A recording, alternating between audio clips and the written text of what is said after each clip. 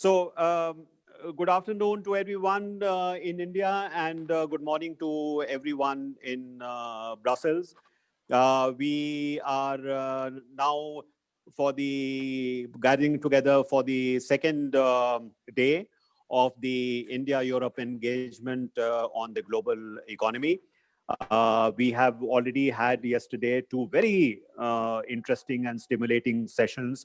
One looking at the geopolitical landscape and where do India and the EU try to locate themselves. We also had a very interesting discussion on trade issues, investment issues, particularly with respect to the commitment of the two sides to multilateralism.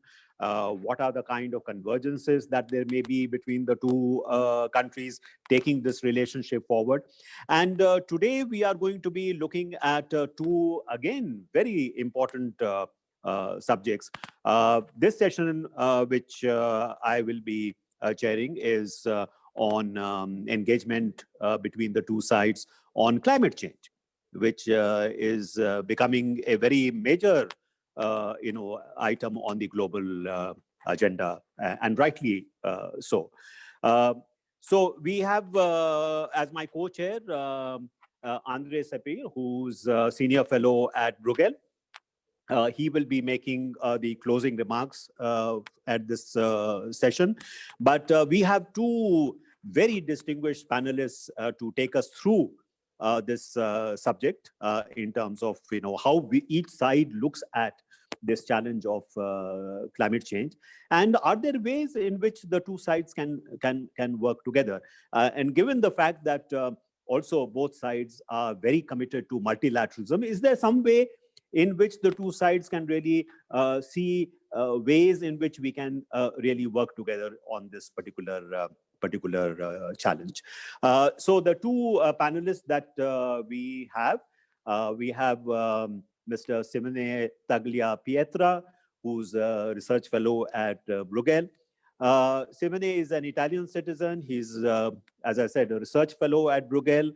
He's an adjunct professor of global energy fundamentals at the Johns Hopkins University. And he's also senior researcher at the Fondazione Enrico Mattei. I hope I've got the pronunciation right. He's also a lecturer at the Università Cattolica di Sacro Cuore, senior associate research fellow at the Istituto per gli Studi di Politica International, and resident fellow at the Payne Institute of the Colorado School of Mines. He recently authored the books Energy in Africa, then the European gas markets, energy relations in the Mediterranean, the geoeconomics of sovereign wealth funds and renewable energy. And before joining Bruegel in 2015, he also worked at the Istanbul Policy Center of Sabancı University and at the United Nations Economic Commission for Europe. He is a member of the editorial board of the European Energy Journal and a senior expert member of the Euromed Economists Association. So a very distinguished record. As you can see, he has very much kept his focus on energy-related issues. And of course, climate change and energy are really two sides of the same coin in a sense, because really the challenge is how do we make that strategic shift from our current reliance on fossil fuels to a pattern of economic activity which is based much more on clean energy, based much more on renewable energy, because really meeting the challenge of climate change in a very fundamental sense involves making that shift. I will introduce Navroz just before he is called upon to speak. So may I request Simone to please set the ball rolling with his presentation. Simone, you have the floor. Thank you. Thank you very much for this presentation. Thank you very much to all of you to be here today to discuss what is indeed a very important topic. As it was said, Climate change is now at the top of the agenda in Europe, but also it is an important topic also in the Indian policy agenda, together with the issue of energy. And therefore, it is absolutely worthwhile to look into how Europe and India could eventually further cooperate in this space. Well, if you allow me, I would then share my presentations. I prepare a couple of slides to really try to introduce you to what is the European perspective and current action on climate, to then see what could be the potential for cooperation with India.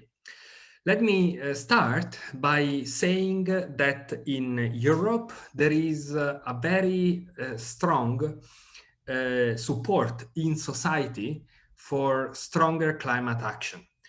Over the last years, this support has become overwhelming. According to the Eurobarometer data, 90% of Europeans see climate change as a serious problem, and they want to see the institutions acting strongly on this front. There are many reasons behind such a high level of social support for climate change mitigation policies. Not the least, I have to say that the increased number of extreme weather events that also Europe is assisting to over the last years has really allowed people to understand that climate change is not a faraway problem, but is something that touches the life of everyone.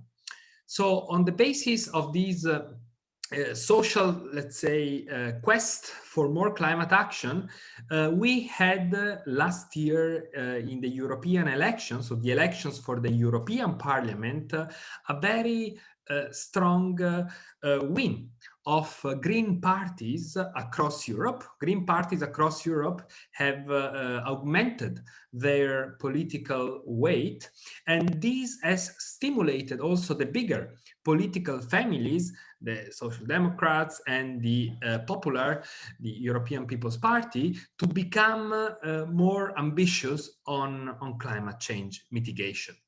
This is the overall social and political dynamics that has ignited the idea of the European Green Deal. It is on this context that the new president of the European Commission, so the European Union executive branch, last year when she came into office, she made this idea of European Green Deal as a central pillar of the action of her commission. So here you see the agenda that President Ursula von der Leyen presented last year in front of the European Parliament. And as you can see, the European Green Deal is the item number 1. So this is what we have really seen last year. Now, what is this Green Deal all about? The European Green Deal, which now represents the policy framework of reference for Europe in the climate space, represents a wide-ranging policy framework that tries to encompass more than 50 different policy areas to make sure that the European Union embarks into a trajectory that will ultimately lead to climate neutrality by 2050.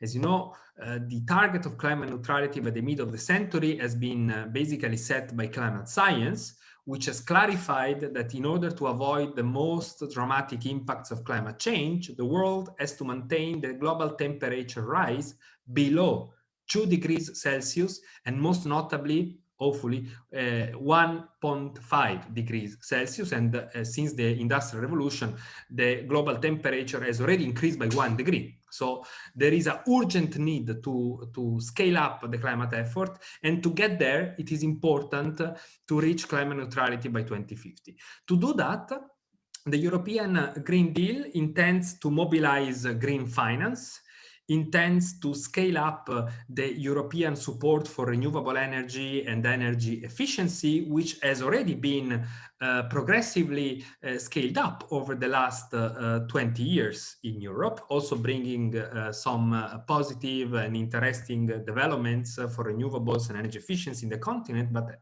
overall at the global level, due to the market that Europe created for renewable energy technologies.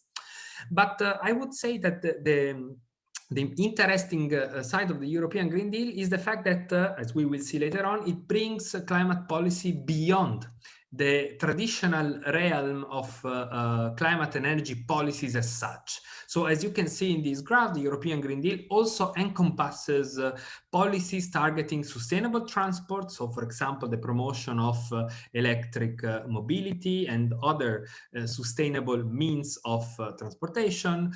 It has a very strong pillar on biodiversity preservation. So you can well see, consider the European Green Deal to have two pillars. One is climate change mitigation and the other one is environmental protection.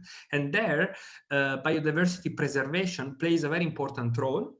There is then a focus on circular economy. So the idea of limiting the resources that the economy requires to develop and to basically provide a constant level of outcome. There is then a focus on the common agriculture policy, so how to make agriculture more sustainable. And finally, a very important issue, which is the one of just transition. There is a clear recognition that the transition towards climate neutrality will have huge impacts on the economy. There is a recognition that certain segments of the economy will be left, risks to be left behind, and you can think about coal mines, you can think about carbon-intensive industries that will have to be phased out, etc. So the idea is we cannot leave these people behind. We need to take this situation in our hands and try to ensure that through social policies, the transition is as just as possible.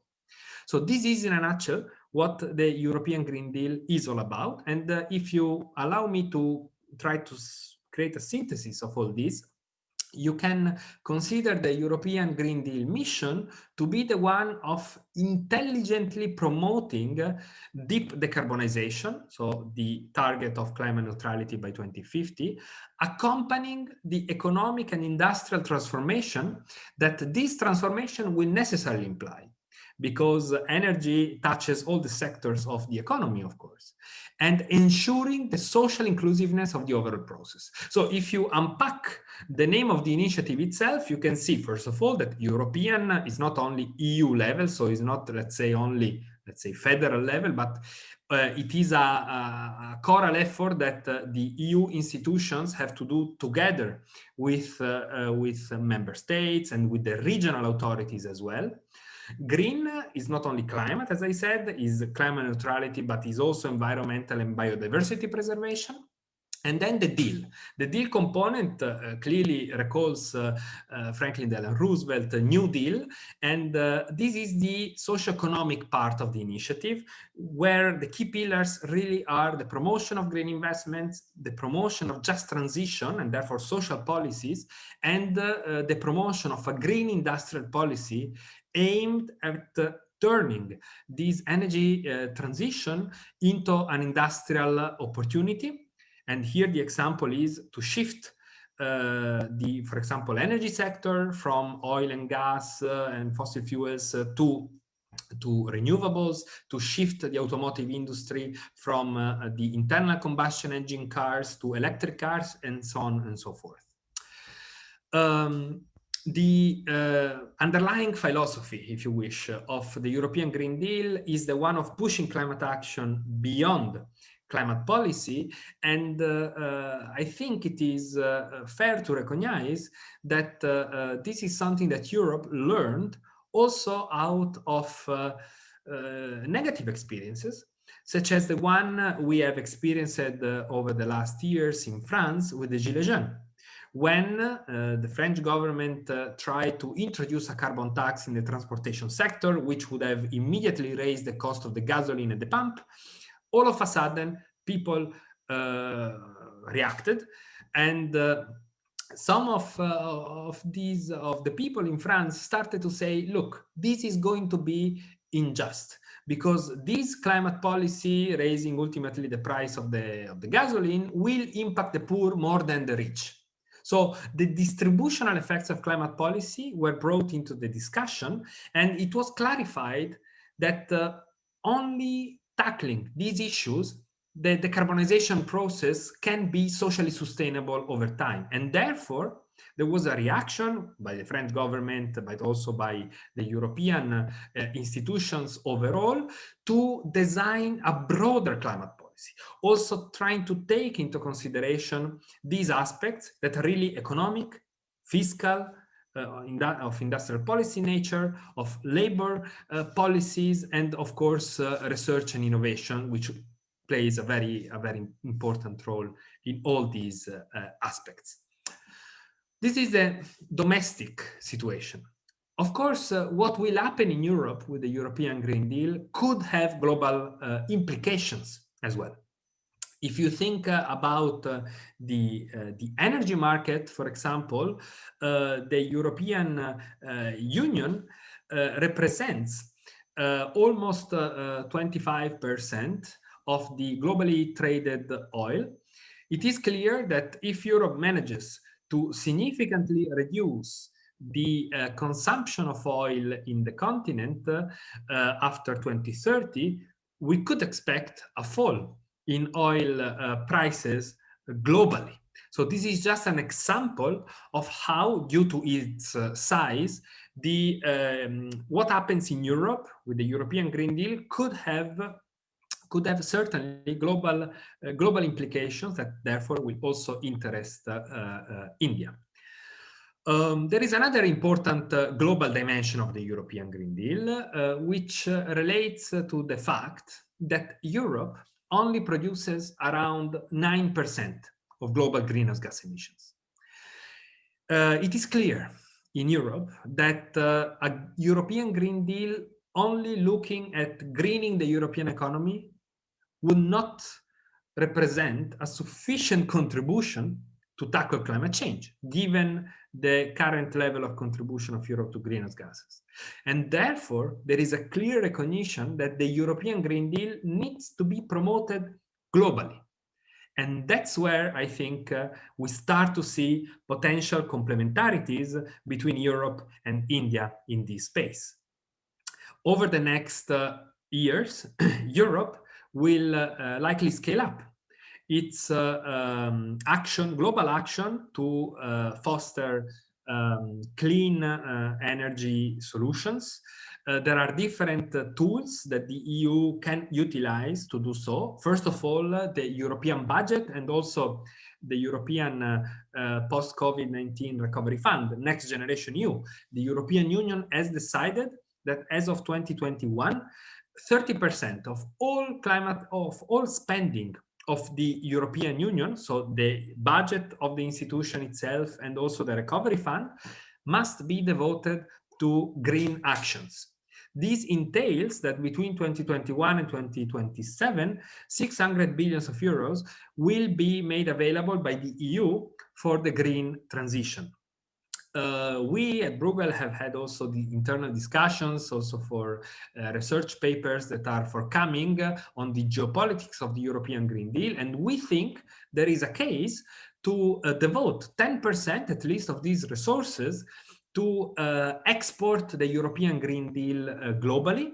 For example, by promoting renewable energy investments abroad, in order to accompany the decarbonization process of different countries, but also by doing so, promoting, for example, European renewable energy companies that are willing to find new cooperation potentials globally. Another important tool here is the EU development policy. As you know, the European Union is one of the largest, if not the largest, donor in terms of official development assistance. And this is a tool that can be utilized to promote renewable energy, notably for the electrification of rural areas in developing countries. And here the main target will most notably be the African continent. But this is something that could be utilized also in other parts of the world. All these could have a triple dividend for Europe. It's good for climate policy, it's good for industrial policy because it also promotes European green companies abroad, and it is also good for foreign policy because it allows Europe to strengthen relations with foreign partners. Another important issue that is very high on the European agenda is the one of carbon border adjustment. The EU seeks to introduce carbon border adjustment measures in order to avoid the risks of carbon leakage. So the idea is if Europe becomes more and more committed to climate change mitigation, and for example, if the carbon price in Europe goes up, we should also make sure that the European industry is not put in a difficult position vis-a-vis competition from outside competitors from countries that are not ambitious in climate action. To prevent this, but also to promote the decarbonization of other countries that are not acting sufficiently, the EU intends to introduce carbon border adjustment measures.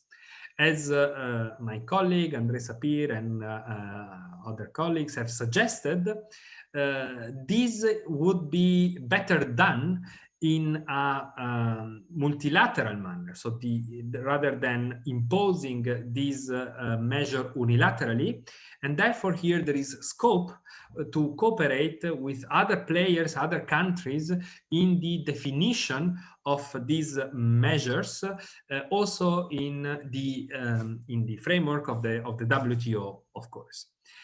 I wanted to provide you some figures to see if India could be impacted by the introduction of this measure, and frankly, this doesn't seems to be the case.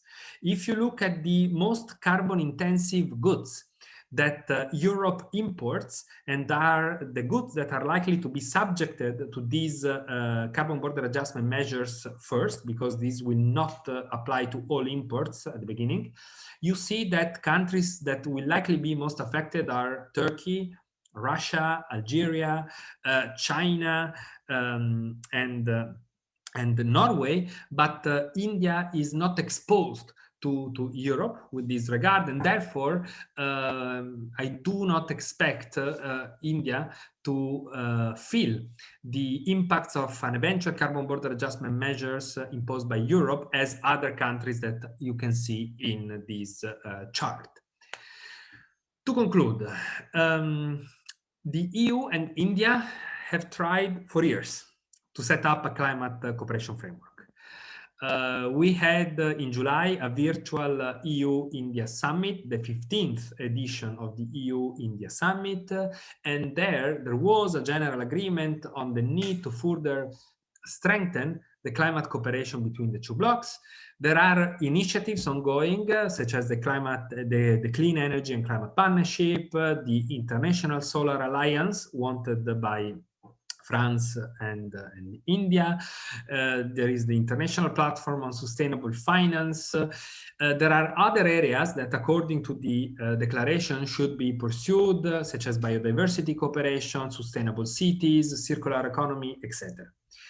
Now, these are all significant initiatives, but if you look at the numbers, it seems that the cooperation, notably on renewable energy, is still not so much developed between the two blocs. I looked, for example, at the numbers about the European Investment Bank commitment to India. The European Investment Bank is committed in India since 1993. So far, it has only invested 658 million euros for climate action. it is clear, in my view, that also in the framework of the European Green Deal, a much stronger action might be pursued as the European Investment Bank seeks to become the EU climate bank, as India really represents an important potential partner for Europe in this space. Beyond climate finance, there are also other areas that could be underlined as potential cooperation, renewable technology cooperation, energy efficiency standards and best practices, environmental regulation best practices. What Europe can offer, I think, is also an experience in regulating these issues. And frankly speaking, also based on a number of failures that we can share so that these failures are not replicated by others in the future.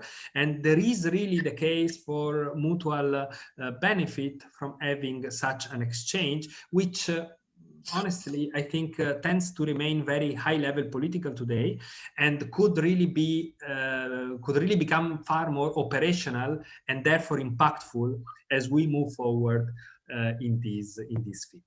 So this would be my initial contribution, and I thank you for your attention. Thank you very much, Simone, for that very comprehensive presentation, and particularly with respect to the European Union's own commitment to this Green Deal, and to see whether there are any areas where India and the EU can really forge a stronger partnership. It certainly seems that there are lots of opportunities in terms of investment, particularly in renewable energy or energy efficiency projects. But I think also we need to see whether in the new phase that is coming now with the Paris Agreement coming into force, are there ways in which Europe and India can work together in the multilateral context, because I think there is, and I think quite in a timely manner, there is a renewed focus on climate change as a major global challenge. We have a change in administration in the United States, and with a new president seemingly very much committed to putting climate change on top of the US agenda, appointment of John Kerry as a special envoy for climate change. And this is something that India welcomes because we certainly believe that this is going to be a defining challenge for us during the coming decades. But there are also, I must admit, there are also some anxieties. So the border adjustment mechanism that you mentioned does cause concern as to how this is going to be impacted. And as you said, we must avoid the impression that this could become a kind of a trade limiting measure. And the second aspect also is that in terms of taking the multilateral process forward, while it is true that John Kerry has actually been elevated to being a part of the National Security Council, there has been a projection that climate change is not just a climate change issue, but it's also a national security issue.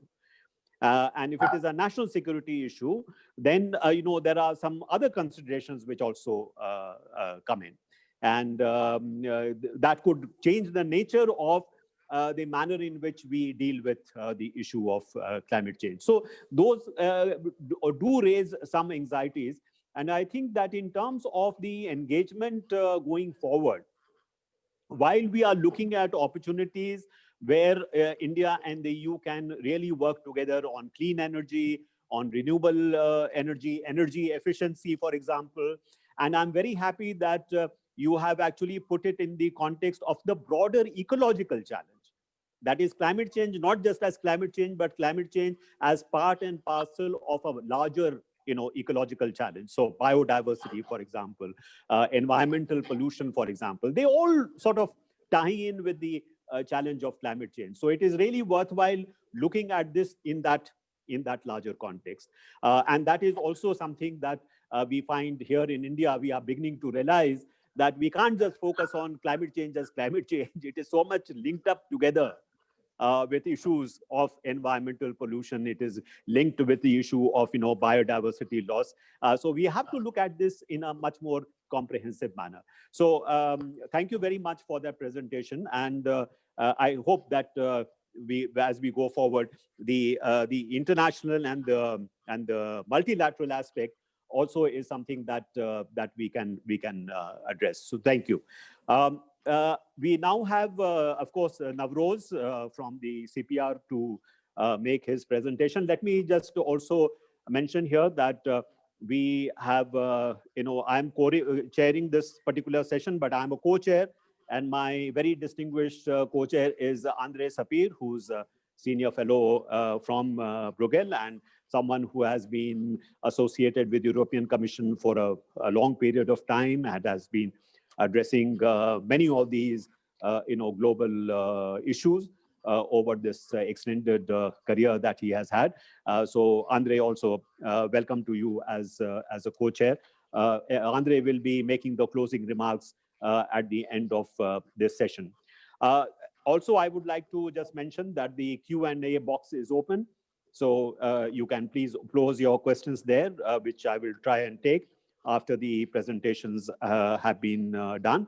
If you'd like to ask the question orally, then you can raise your hand and I will call upon you to ask your question. And you can indicate who you wish to answer that question. Now, let us now move to the second presentation for this afternoon. So I have great pleasure in introducing Dr. Navroz Dubash. Navroz is professor at CPR, and he's also coordinator of the initiative on climate, energy, and environment in CPR. Navroz, by the way, is also currently a coordinating lead author for national policies and institutions chapter of the 6th assessment report of the Intergovernmental Panel on Climate Change. And he has also been a lead author and synthesis report author for the IPCC's 5th assessment report. He has served on India's expert committee on low carbon strategies for inclusive growth and other national committees on water and energy policy. Navroz is an associate editor of Climate Policy. He serves on the editorial boards of Global Environmental Politics, Energy Research in Social Science, Environmental Policy and Governance, and the Journal of Environment and Development. Navroz in 2015 was conferred the 12th TN Khushbu Memorial Award in recognition of the impact of his work on Indian climate change policy and the international discourse on global climate governance. He has also been, an author of several books. Recently published book is India in the Warming World, Integrating Climate Change and Development. Other edited books include Mapping Power, the Political Economy of Electricity in India's States, a Handbook of Climate Change and India, Development Policy and Governance, and The Rise of the Regulatory State of the South. His book, Tubewell Capitalism, was awarded the SR Sen Prize in 2006 for the best book in agricultural economics and rural development in India. Dr. Dubash has earlier served as an associate professor at Jawaharlal Nehru University and IDFC chair professor of governance and public policy at the National Institute of Public Finance and Policy in Delhi. And he holds a MA and PhD in energy and resources from the University of California, Berkeley, and an AB in public and international affairs from Princeton University. So again, a very distinguished record and someone who has earned a name for himself as one of India's foremost climate change experts. So Navroz, you have the floor. And 15 minutes, please. Thank you. Thank you very much, Ambassador Saran, and thank you for that generous introduction. Very pleased to be part of this conversation with our colleagues from Europe, Andres Sapir and Dr. Simoni. I will try and be quite brief so we can get to the conversation. I'm going to start by picking up Ambassador Saran's invitation to complement the conversation at the national level by thinking about the changed multilateral context. So we've had, I think, several years here of somewhat suffocating international environment, shall we say, for climate cooperation. We've seen sliding in the US, obviously, in Australia, in Brazil, other notable countries. There's really been a question of who is going to, in a sense, pick up the ball and carry it down the field, which is a very inappropriate American metaphor for this context, but nonetheless. I think we are now at a point where the European Union has been consistently pushing for cooperative multilateral action on climate change. And India is in a very interesting place because we have actually become part of, in a sense, at least through our conversations and our articulation globally, we are very much keen on being part of the solution.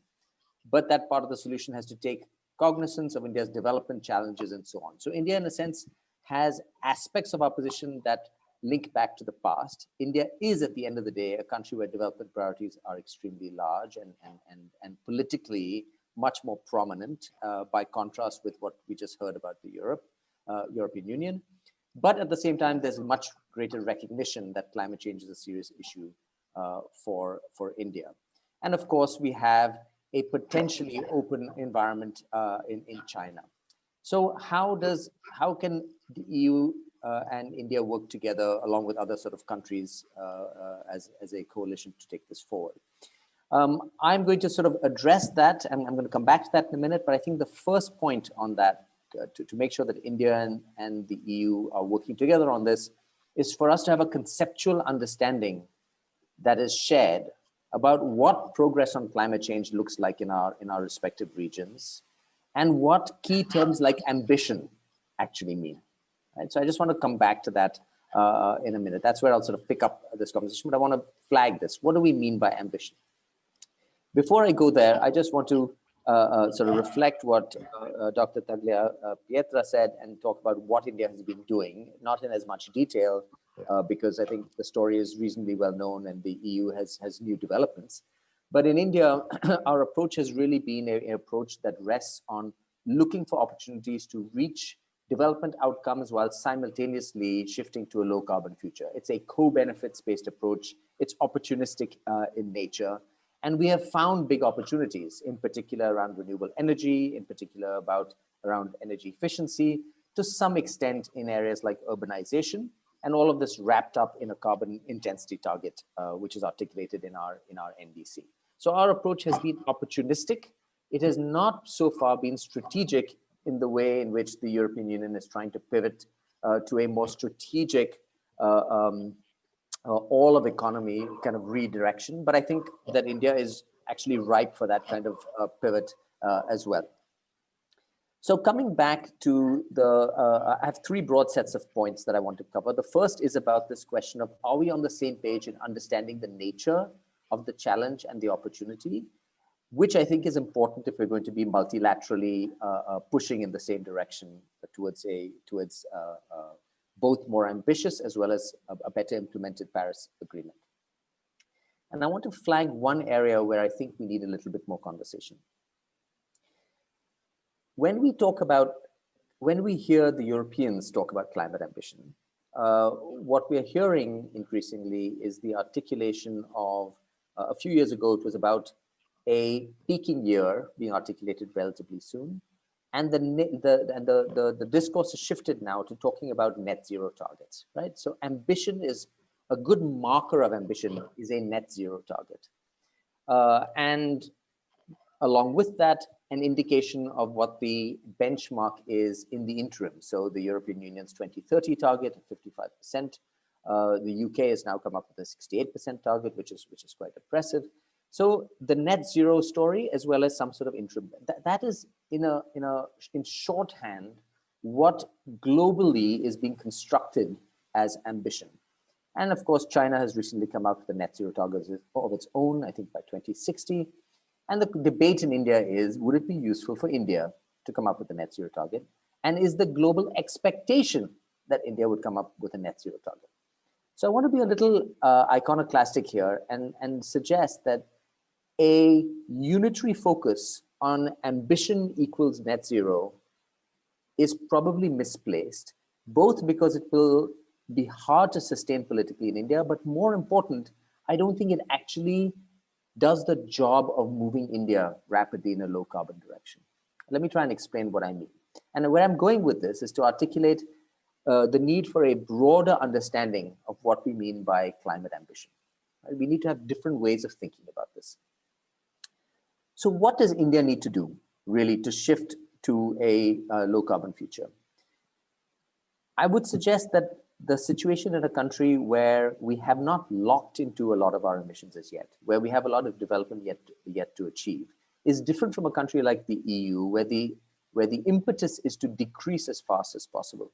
In India, the key question is, how do we avoid emissions, right? So the concept of avoided emissions should actually be the primary concept for India.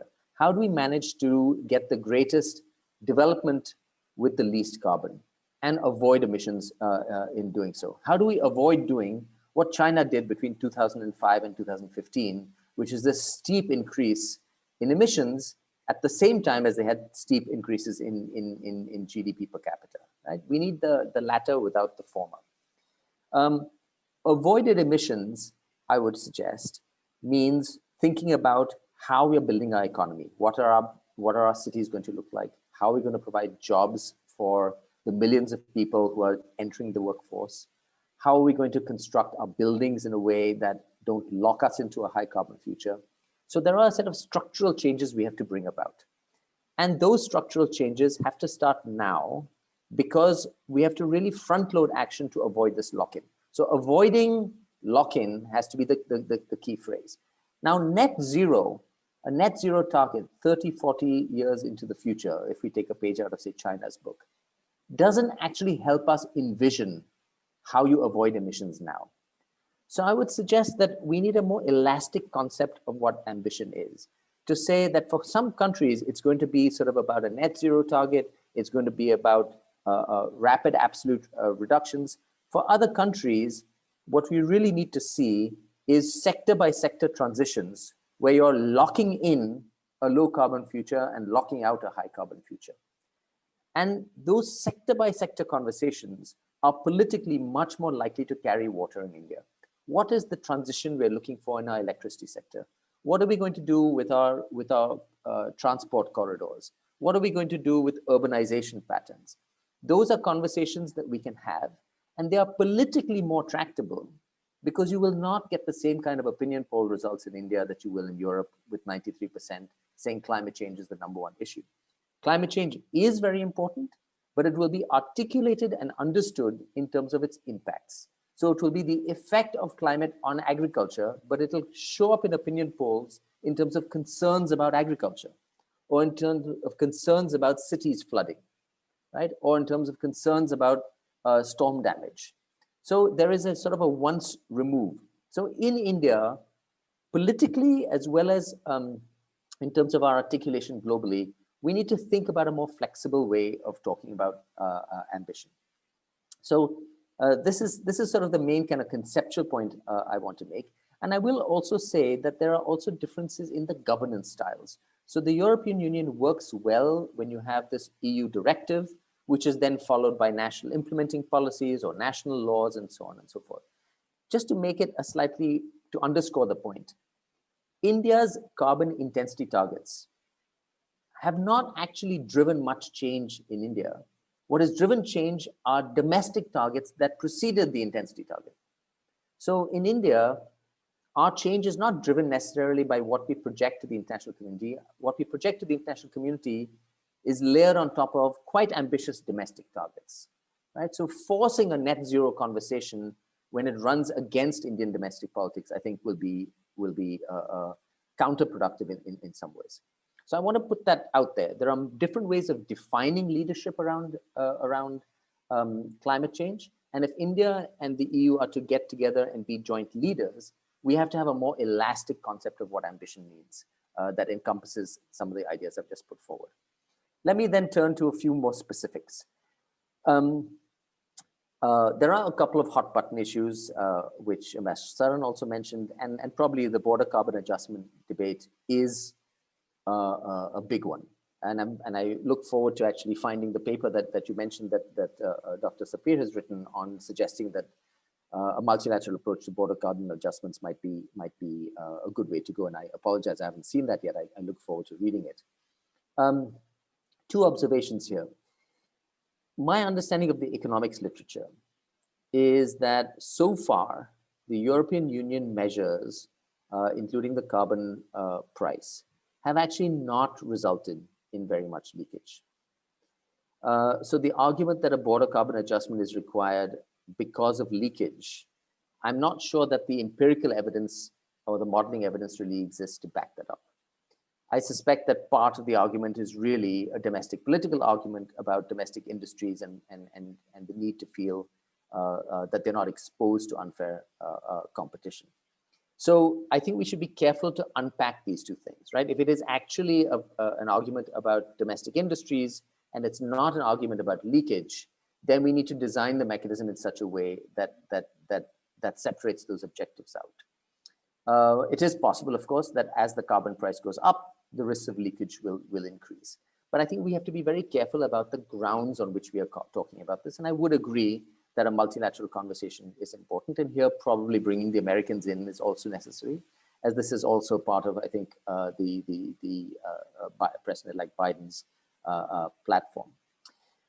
Related to this, I wonder whether an important confidence-building measure could be much more efforts at clear and consistent disclosure standards across different industries in different countries. If we understand what is being done in different countries, we are in a much better position to understand whether countries are operating, industries in different countries are operating under a similar regulatory environment, both formal regulatory environment, as well as the kinds of voluntary measures that are being taken. So de facto, are there such differences in industries across countries? To get to that point, we'll need to have more transparency and consistent disclosure standards. So a confidence building measure around the border carbon adjustment could be this idea of thinking much more carefully about disclosure standards. As others have mentioned, we have this India-EU Clean Energy and Climate Partnership. There's lots of things that are underway there. I'm just going to briefly mention, of course, continuing conversations about the ISA and the Climate Disaster Resistant Infrastructure Initiative and so on are very useful. They are high-profile initiatives for India, and the support of the EU would be very important. But I think three areas I particularly want to mention where we could work together, and I'll just take 2 minutes for this, Ambassador Saran, and then stop. The first is that one of the interesting things about the climate conversation is that every country has been building these kinds of visions of the future, but we've all done a pretty poor job of building the internal government machinery to figure out how to get there. Perhaps the European Union is a little further ahead. I actually find the UK approach of a climate change committee that does analysis and recommends things to Parliament and so on is quite an interesting approach. We have just created a body, in a formal body in India. We've had others in the past, but it is more at the level of coordination across ministries. We need to really build up the ability to model, figure out what the synergies and trade-offs are across development objectives, figuring out monitoring structures. How do we actually put in place the back-end institutional machinery for a Paris-like ratchet mechanism? Many countries around the world actually don't have that back-end machinery. And I think that's something that we could actually fruitfully work on together, learning how the EU has done it and talking about how that would work in our governance structure. The second area for joint work is putting in place the kinds of sectoral transitions I talked about. So I personally would much rather see Indian cities develop in the direction of European cities, for example, than American cities with sort of more dense forms, more public transport based and so on and so forth. So thinking about urbanization and public transport systems in a systematic way, and of course, these are handled at the subsidiary federal level in India, but there are nonetheless sort of complementarities, and one could structure a conversation around that. Similarly, with climate resilient cities, perhaps thinking about India's cooling initiative. So there are big sectoral bites that one could actually devise joint work around that I think would be really important. And the final suggestion I will make is taking this language of a just transition. India has to, like many other countries, also think about its coal belt. Where are employment prospects going to come from for people who are employed in the coal industry, as well as their families and communities dependent on them? That is a transition conversation that obviously is occurring in Germany, perhaps starting in Poland. We could have a joint conversation around that. It is something India has to think about. It's not going to happen imminently, but then again, it is the kind of transition that takes 10 to 15 years. So we need to start having that conversation now. And that's, again, an area for fruitful discussion. So let me just pause there and hand it back to Ambassador Sarab. Thank you.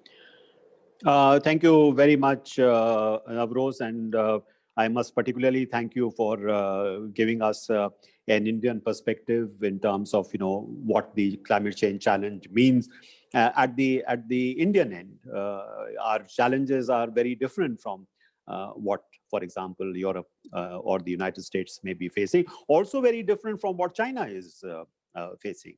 I think I mentioned yesterday that there is a tendency outside India, especially in terms of international negotiations, to put India and China on the same in the same sort of bracket, and that leads to a lot of difficulty in terms of how does India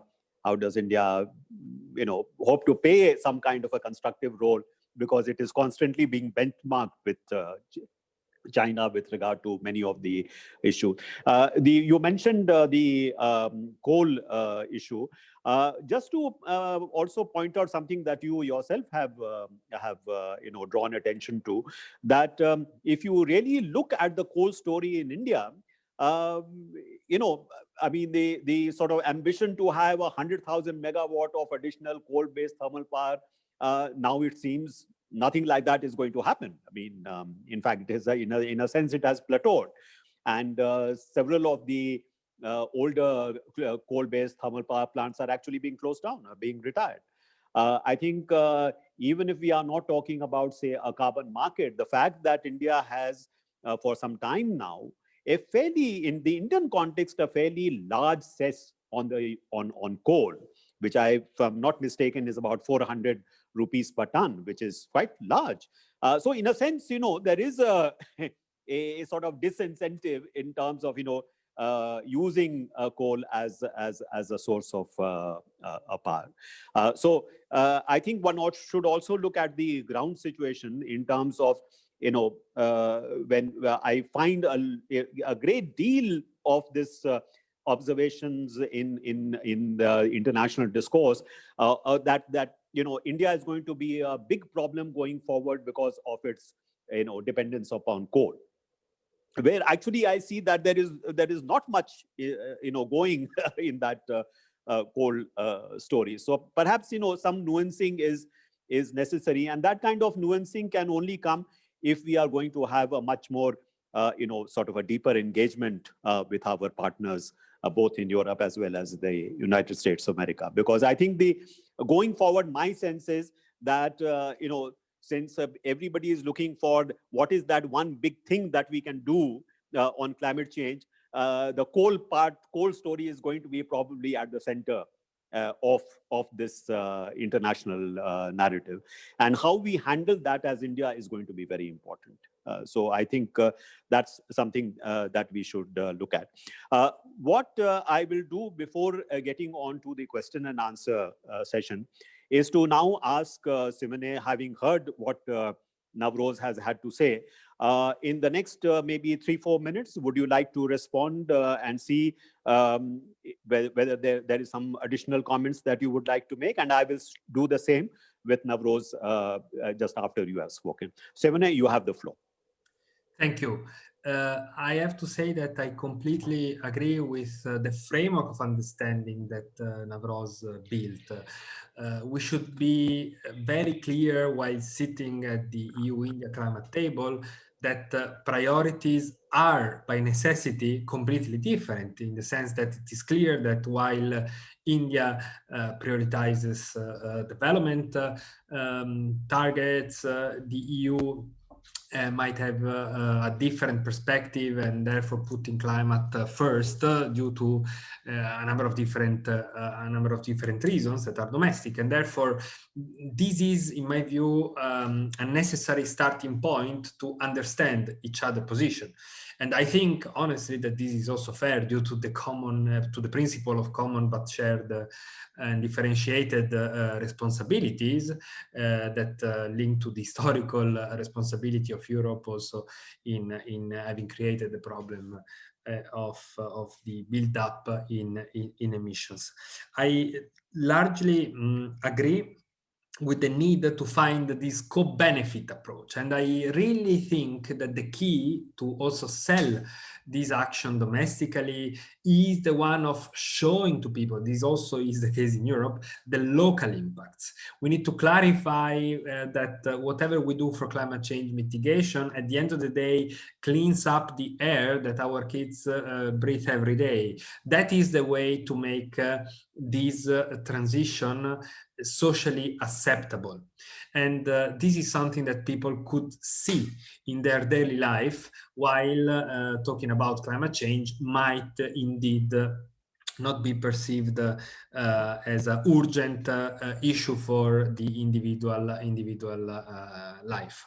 Maybe I would like to react on the point of why Europe is focusing so much on this carbon border adjustment measure, because it is right that all empirical assessments so far have shown that due to the emission trading system and therefore to the European carbon pricing system for power generation and the industrial sector, there has not been any risk of or evidence of carbon leakage. But this is the situation so far. This is a situation where the price of carbon in Europe has been traditionally extremely low. Only now we start to see 25 or 30 euros per ton of CO2, but traditionally the price of carbon in Europe has been extremely low. And on top of this, we have to consider that within the emission trading scheme, we grant so many free allowances to the polluters that they have even generated windfall benefits in the past. Clearly, we didn't see carbon leakage risks because they have benefited from the system that was there, the free allowances, to facilitate the setup and the politics behind it. But the risk will obviously emerge as the system will get serious, as the free allowances will be cut. And this will really be one of the key items in the reform of the carbon market in Europe next year, and as the price will go up. So the idea of putting in place a carbon border adjustment is really to make possible a reform of the carbon market and really make that tool useful, efficient, and sensible, which has honestly not been so far the case, due to this number of issues.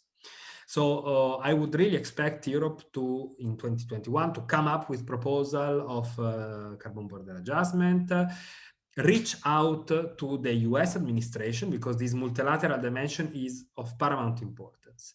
Europe was alone so far. Now this is not the case anymore.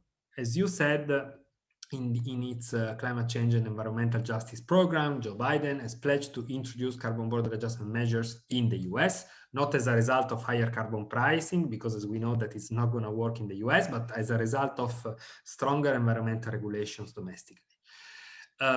Europe and the United States will almost certainly in mid-2021, when we will see the EU-US summit discuss how to jointly introduce these measures.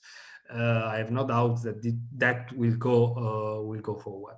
I think there is now an opportunity in 2021 to set up a sort of global net zero coalition, that for sure. We see that countries are increasingly pledging such targets that, I agree, might not be useful domestically in a country like India to really create the narrative that is needed to do the right things as of tomorrow. But globally, it is important to set the destination in the climate GPS, let's say, in order to have a sense of direction. And I think that there is scope for international cooperation, notably on those that we can really consider to be the climate global goods. I think about, for example, international efforts for reforestation. I think about international efforts to deliver those negative emission technologies, from carbon capture and sequestration to geoengineering, direct air capture, etc., that according to all scenarios of the UN will be needed to get to 1.5 maximum raise in global temperature and therefore climate neutrality. So I think the world needs to think about what can we do in common. I would not expect, for example, Europe, the US, China, India, etc., to set up cooperation on issues like batteries or electric vehicles, etc., because their industrial policy priorities will remain and the competition between countries will likely remain. But there are technologies where the free riding problem is high because the cost is domestic, but the benefit is global, like reforestation and negative emission technologies, in which international cooperation makes sense. So these are the items around which I think we can build up this sort of net zero coalition in 2021. We have Glasgow coming up. This is the right moment to do that. Okay, thank you very much. Navroz, would you like to perhaps take up some of those points? Thank you very much, Ambassador. I'm just looking at my notes here. So I think I took the opportunity of going second to address some of Simone's points in my first round of comments, and I think be happy to move relatively quickly to bring in our colleagues. The one or two additional points I might just take a second to discuss are, I think that this idea that a global net zero target or a set of a net zero coalition setting the GPS, if you like, sending global signals, including to global business and so on and so forth, is something I agree with. I think that it is useful. I do think it's important that it be couched within the broader understanding I tried to lay out of what constitutes ambition, because otherwise you will arouse a defensive reaction in some countries, right? And I think what the Paris Agreement pivot tried to do, and the jury is still out as to how successful it has been, is to create the language of national self-determination and the language of opportunity. And we have to be very careful that in trying to using the metaphors of maps, compasses, and GPSs, we don't undermine that metaphor of national self-determination and language of opportunity. So that language is a language of inherent uncertainty. The language of GPS and maps and compasses is the language of certainty. And I think we've kind of recognized that climate change is not amenable, that the problem of climate change is less amenable to being treated like a mechanical system where you chart a course and then every country kind of follows. I mean, we need to perhaps have both sides of that, but I think we have to be cautious about flipping back in a sense to thinking about this as a mechanistic system. It's a political system where every country has to find a way of its own national politics developing in a way that support a low carbon transition. And those national narratives will be different country to country. So I think we have to keep that perspective in mind. The other sort of small piece that I would bring up here is he talked about the impact on the global oil markets, and Ambassador Saran talked about India's coal industry. And I think that we are going to see, and of course we have a big civil society coalition around a supply side approach to fossil fuels, the Keep It in the Ground campaign, the campaign that says let's have disclosure on the share prices of fossil fuel companies and so on and so forth. I think there is going to be sort of an interesting global politics around this, particularly around the oil providers, the coal exporters, and so on and so forth. And there's interesting discussion going on about, about why should the international multilateral cooperation only be on the demand side? Why can we not have multilateral cooperation on the supply side? I personally think it's probably a bridge too far. It'll be very hard to sustain that.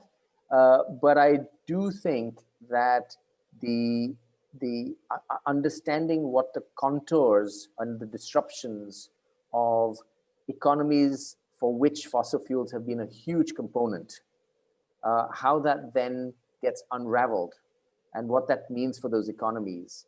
Thinking through that is really important if we're not going to end up creating blocking coalitions or deepening existing blocking coalitions. So I think it would behoove us to look at that supply side a little bit more carefully. Okay, thank you very much. Andre, would you like to offer any comments before I move to the question and answer? I thank you for the opportunity. I think I will wait until the end of the session. Okay. I will have I will have the floor. I think sure. At that time. Right? Okay. So let's move on to the question and answers now. I see one hand raised. That is Suman Berry. Suman, would you like to come online and ask your question? Suman? Very much, and to both of you. I'm on. Can I be heard? We can hear you, but we can't see you. Sorry. Yeah. Okay. A bit distorted image, but why don't you go ahead and ask your question? Please go ahead.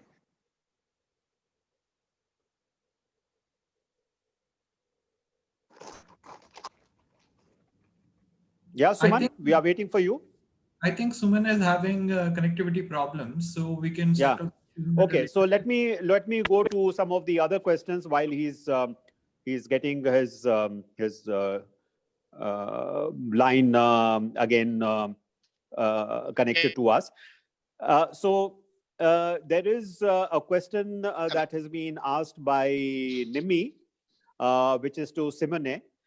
She says that China's pledge to carbon neutrality domestically by 2060 could well go hand in hand with a carbon-intensive strategy internationally in Southeast Asia, in Africa, in Eastern Europe. That is, in terms of China's investments. What kind of distributional effects are these likely to entail? Simone, would you like to answer that question, please? Thank you very much. I think this is a very sensible question because we have seen for the first time in September a commitment by the Chinese president for this carbon neutrality target in 2060. But the reality is that we still have no idea of how this will be implemented. We have no pathway. We lack a comprehensive policy framework on how to get there. So let's see whether next year China will come up in Glasgow with such a roadmap, notably for the next 10 years. But I have to say that what we are seeing so far is a contradiction between the pledge, carbon neutrality pledge, and, for example, the fact that only in the first half of 2020, China has authorized the building of coal-fired power plants domestically to a level that is much higher than the previous years altogether. And there is another contradiction which relates to the overseas investments of China that keeps being very much focused on coal. And this is both the case of the Belt and Road countries and Africa. And this is in a clear contradiction to the carbon neutrality pledge. So we need to understand how China will solve this contradiction for the time being. Yeah. So that also, in fact, was the question which was asked by Anton, where he pointed out that, how does the EU benefit when China in Africa is successfully squeezing out Indian investments in the mining of minerals, essential for the low carbon future and the Green Deal. Case in point is how China forced Zambia to expropriate Indian investment recently. I was not aware that they had expropriated the Indian investments. But yeah, I mean, that you have answered, Simone, in the sense that it is a cause for concern that whatever may be the target put forward by China in the multilateral context does not seem to be aligned with what China is doing both domestically, at least at this point of time, and what China seems to be doing externally in terms of, for example, the Belt and Road investments. Much of the power sector in Pakistan, for example, is all coal-based. So that is certainly a cause for concern. And Aditya Pillai from CBR has also asked a question to Simone, and which is to ask him whether he sees this whole issue of border carbon adjustments becoming more of an issue over the next decade or two, as India tries executing its own manufacturing and export ambitions. I mean, is there going to be a sort of a big focus on this, which may in fact cause some difficulty in terms of whatever prospects we are looking at for cooperation between the two sides? Do you think that given the kind of sort of a priority which is being attached to it both by Europe as well as by the United States, and maybe in the United States case, it's very much targeted at China, but then we become collateral damage in some sense. So do you see this becoming a major issue as we go forward?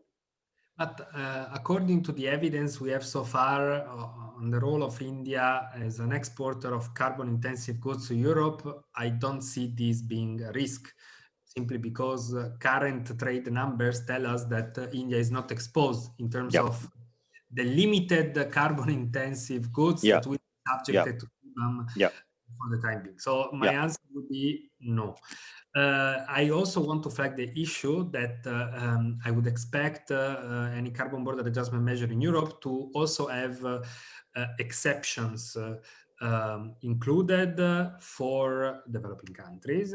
So this is something that will need to be figured out by the ones that will design this issue, but this will be there because that is also part of the spirit of the Paris Agreement, and it is important not to disfavor developing countries in this context.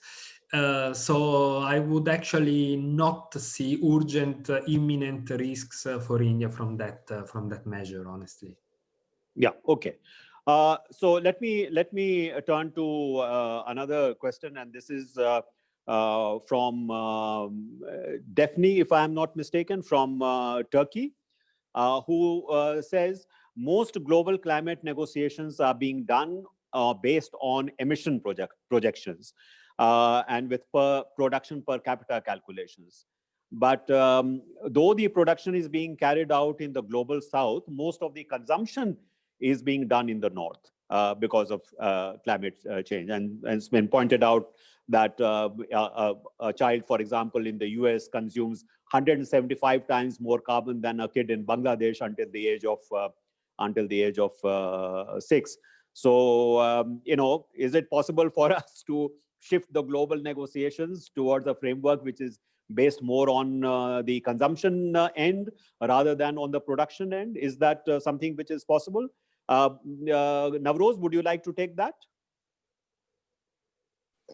Certainly, I'd be happy to venture a comment. Just if I might, one quick follow-up on the previous question. I think history tells us that India's negotiating positions are often not entirely guided by a narrow, immediate take on our own interests alone. They often are guided by our alliances and a larger set of principles. So, for example, we ended up negotiating quite closely with the basic countries, despite the fact that in terms of development indicators, we're actually quite far behind many of those countries because of a larger principle around emerging nations. And similarly, I think with border carbon adjustment, I don't think it's just going to be which of our sectors are exposed. It will also be a broader question of whether it is consistent with the CBDR principle as a guiding principle for the negotiations. So I would just sort of caution that I don't think we'll look at it purely from the point of view of the sort of immediate exposure, and I think the European Union should be aware of that. In terms of the consumption story, this is a fascinating story. All the numbers basically show that if you adjust what countries commit to when taking into account the embedded carbon that they import, then in fact what Europe and the UK and others have done over the last decade or two, which looks like it's significant moves towards low carbon, gets substantially undermined by the import of embedded carbon. So it is a very important part of the conversation. It is something that one should continue. I think that ultimately the framework that we have of international negotiations is not one of slicing up a pie really anymore, right? It is the sort of bottom-up targets. And so the question is not whether we should be thinking about the pie in terms of consumption, but whether we should be thinking about reporting what we do more clearly in terms of consumption metrics. So all of these sort of global non-governmental and research bodies, Global Climate Tracker and so on and so forth, as well as the global stocktake, that is going to be a formal process, need to be much more cognizant of and internalize much more the consumption metrics as well as the production metrics. So it has to become part of how we talk about this, because we are in a global regime that is really based on this kind of idea of voluntary pledges, disclosure, scrutiny, and ratchet. The consumption story has to be part of that cycle. And at the moment, I think the questioner is right to point out that it is getting short shrift in that conversation. You're muted, Ambassador. Simone, would you like to add something to that from the European perspective? Yeah, is there need to shift to at least also taking into account that consumption story? Well, actually, I think this is a fascinating discussion. And as Navroz was speaking, I was thinking about the opportunity of having a reflection that, in my view, is still not there, on what will Europe or the United States do with the revenues of carbon border adjustment measures, because there might be a case in order to ensure the international justice really of this mechanism to, for example, recycle these revenues in certain developing countries in order to stimulate the uptake of green production processes and stimulate innovation. And so this is something that I think could be further researched, because there might be scope also to use this mechanism in order to foster the greening of certain sectors that are exposed to the measure in the developing countries only. Yeah. Okay. There is one more question, and that is from Ali Nathan. Ali wants to ask, we agree that macro issues and the framework that are discussed at the very top of the pyramid, that is amongst leaders and officials.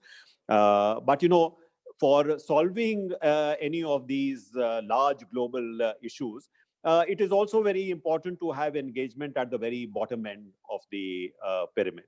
That means how do we, encourage the 2.5 million people, for example, of India and China to really take, climate change action or green actions at that grassroots level.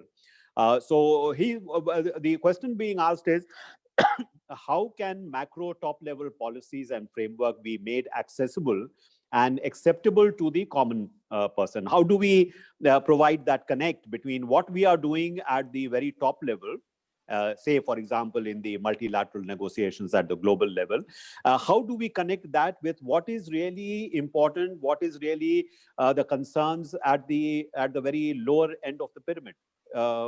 Navroz, would you like to first take that up? Sure. Thank you. That's a great question, because I think ultimately, if you're going to address this problem, it cannot be through technocratic solutions and technocratic interventions alone. So the way I like to think about this, and as Ambassador Saran said, I'm grappling right now with framing the IPCC sixth assessment chapter on national and subnational policies. And one way of thinking about it is that if you like, the bottom of the pyramid, to use the speaker's metaphor, people operate in at least two ways. One is as consumers and another is as citizens, obviously many more ways.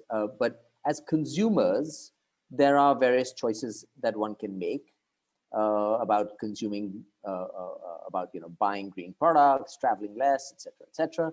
But then as citizens, there is another set of choices that go beyond just the government you elect, but that also signals support for structures that allow people to consume more responsibly. In other words, the consumption side and the citizen side are not distinct.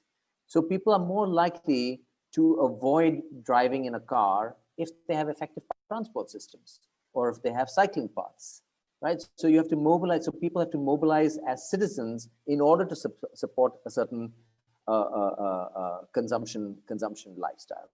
So I think we have to think about it in both those ways. But because you can't, the burden of figuring all this out is too high for individuals acting either as consumers or citizens, there have to be ways, and this is where the sort of broader public agenda comes in, there have to be ways of making those pathways more accessible for citizens. Here, again, I'm just going to invoke the UK Climate Change Committee. I think it's an interesting exercise, interesting body, because it has done a great job of making publicly aware in an accessible way the kinds of policy debates that will shape choices and lifestyles of different people. So when we have an NDC conversation in India, this is now being self-critical, it is a purely technocratic conversation. It is done in secret. It sits at the ministry, and that's how most countries do it. It's seen as a diplomatic choice. But actually, the spirit of the Paris Agreement is to make this a public conversation about what sort of society one wants to build. Now, obviously, you don't vote on things like an NDC, but you can have an engaged public conversation, citizens groups, communities, organizing fora, etc., with the analysis and the choices out in the public domain. We haven't really started that conversation in India yet about what are the implications of building a lower carbon society. For example, I think that a lot of what we would do for a lower carbon society would also mean a society with cleaner air. There's a lot of support for that, but those bridges have not really been built. But we have to have intelligent public communication to do that, which means asking the right questions in analysis and then prioritizing ways of putting that information out in the public domain that stimulate that conversation, that then allows citizens, community groups, to act in a way that is more engaged, both in their role as consumers and in their roles as citizens. Okay, thank you. We are running out of time. So is Suman able to come online and ask his question? Suman Berry? Shyam, I can, but I think I used up enough time earlier, so let me pass at this point. Thank you. Okay, so I think we have sort of run out of time. There have been a couple of other questions, but one of the questions relating to the embedded carbon and carbon leakage, which Jan von Herf has asked. I think Simone has already covered that in the response that he gave to an earlier question. And there is a comment from Ek Weiss, but he's really talking about, how the kind of challenge that we are facing is really a systemic challenge. It is a result of a systemic crisis that we are facing. It is something inherent in the very structure of the economies that we have actually created over the past 200 years, and we need to get away from that. And I think Ek, you have I think that is certainly something which we need to reflect upon, how to bring about a virtuous cycle in place of what we have, created, which is in a sense, the really the root cause of the current crisis that we are facing. So I think I would like to end this by thanking both our panelists, both for the excellent presentations that they have made, and also very patiently responding to some of the questions that have been asked, and some of also taking cognizance of some of the work that needs to be done as we go along. Many areas where India and Europe need to work together, but also I would submit that going forward, there are also what I see as perhaps some shoals which we might have to also cross. And I have a suspicion that, as I mentioned, that the coal story and the border adjustment part, unless these are handled very carefully by us, they could in fact become sort of issues in terms of bringing about really an international consensus on dealing with what is really as I mentioned, a defining challenge for the world. With that, let me turn to Andre, my co-chair, who will make the concluding remarks and close the session. Andre, you have the floor. Thank you, Sham, and thank you above all to the two speakers. I think it was a very interesting session that allowed to much better appreciate the different viewpoints. And indeed, as you said, Sham, lots of convergence, but also some important sticking points. No doubt. So I would say first and foremost, I think what we heard showed that indeed this conversation was long overdue. This is, I think, a major issue with major implications over a long period of time, and it's natural that, and I think as the speakers emphasized, that at this very stage in 2020, as we are entering into 2021, Europe and India, although both looking at the same issue, are looking at it through a somewhat different lens. And I think that's perfectly legitimate, it's perfectly understandable. And that may nonetheless be a cause for some friction. Navroz called it sort of elastic concept, and elastic concept when it came to the ambition. And okay, that space needs to be filled. How elastic is elastic? And that only a conversation and a serious discussion can fill that space. I would personally not underestimate the domestic issues also on the European side.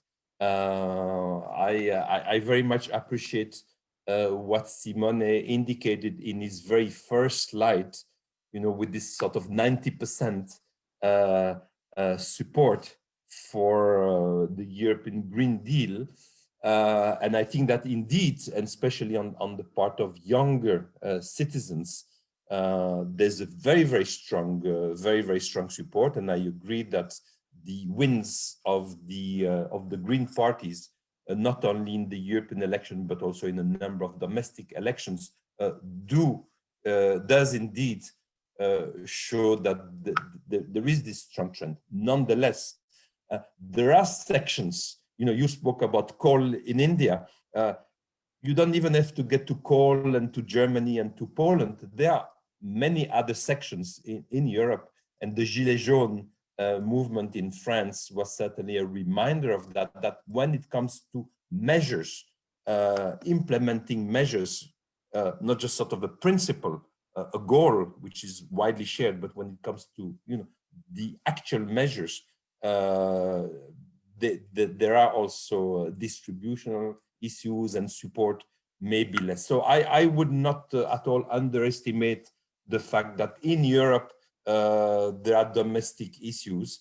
I think there are domestic issues both in India and in Europe. But again, those domestic issues may be of a different nature given where our societies stand at the moment. And certainly the development issue is there. But there are questions in Europe about, you know, how our growth model, which is a different growth model from India, how does that fit with a greener, more climate-friendly model? And one can have sort of see them as complementary, and I think to a large extent they are, but in certain areas there are conflicts. So in that sense, it's easier to have the conversation, because I don't think that we stand apart into the issues that we are facing, not only internationally, but also domestically.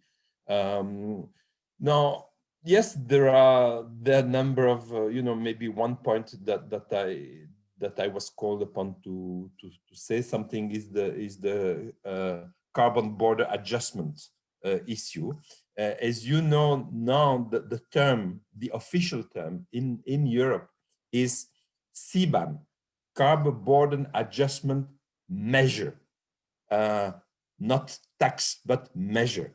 And measure means that still needs to be decided exactly what the measure, how the measure will be implemented. And I think perhaps something useful to say for the Indian audience is that, you know, in the European Commission, which is committed indeed to put forward a proposal, a concrete proposal by June 2021, the main responsibility for this has been given to the taxation side of the Commission. So it's not the trade. It's not viewed as a trade issue. It's viewed as a taxation matter, but the taxation jointly with the people in charge of the climate issue. And there are different viewpoints within the Commission itself. Taxation is something that requires unanimity in Europe. So, you know, that immediately involves a number of sensitivities. There will be implications for trade, and the trade community and DG Trade has their own view on this, and they're quite sensitive to implication that it will have with the foreign partners, and certainly in keeping the WTO rules being respected on this. So there are a number of different sensitivities. I think everybody's on board within, I think, Europe and within the Commission about a carbon border adjustment measure. But exactly the specificities of that measure, how it will translate, I think at the moment there are still, it's still a fairly open question. What I think is not an open question, that indeed there will be a proposal that will be made by June of next year, and that means that indeed there is time to have this discussion with our friends in countries, and in particular in India. So let me close this this session. It's already here in Brussels a little over 1 o'clock. You are further on in the afternoon. We shall reconvene in a little bit less than 1 hour for the last session of a 4-session webinar that will be devoted to another issue, which I think has risen to the top of priorities in Europe, and I think also globally, which is the digital agenda. So looking forward to that conversation. Thank you again to all the speakers. Thank you to Sham. Thank you. Thank you to all the participants for all the very, very engaging questions. Thank you. And talk to you later. Bye-bye. Thank you, Andre. Thank you very much.